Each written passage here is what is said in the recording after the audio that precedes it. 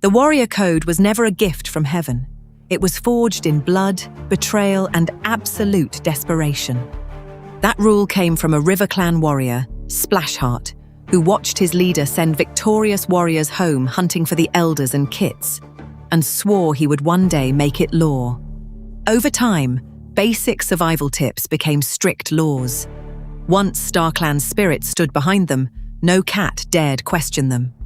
But this code was deeply flawed from the start, demanding that warriors fiercely defend their borders while simultaneously ordering them to save any kit in danger, even an enemy.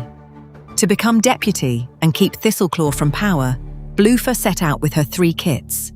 After Mosskit died in the snow, she gave Mistykit and Stonekit to River Clan. The code turned on Medicine Cats next, forbidding them mates or kits, a law that doomed its own healers to secret families, hidden shame, and lifelong lies. Yellowfang could never claim her son, Broken Star. He grew into a tyrant who exiled his own mother and ruined Shadow Clan. Even succession was dangerously flawed.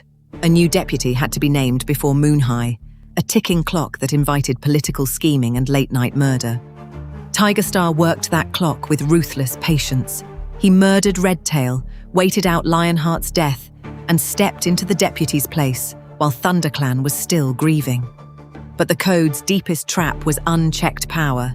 It declared a leader's word is law, leaving no lawful way to remove a tyrant or a madman.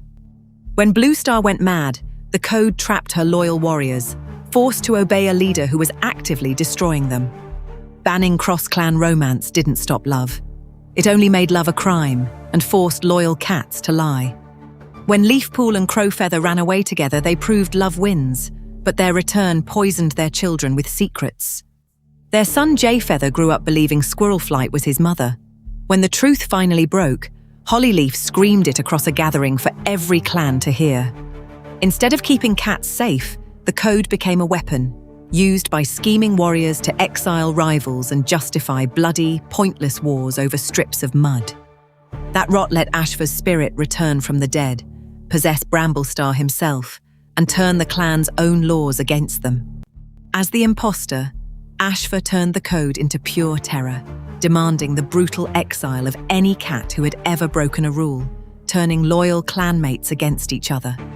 Trapped by tradition, the clans watched their world fall apart because they were forbidden to question their leader.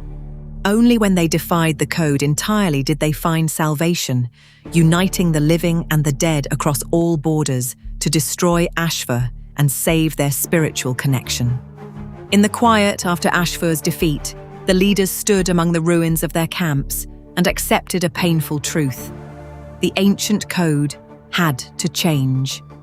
For the first time in history, the 5 clans gathered not to fight, but to dismantle and rebuild their sacred laws, seeking a balance between order and mercy.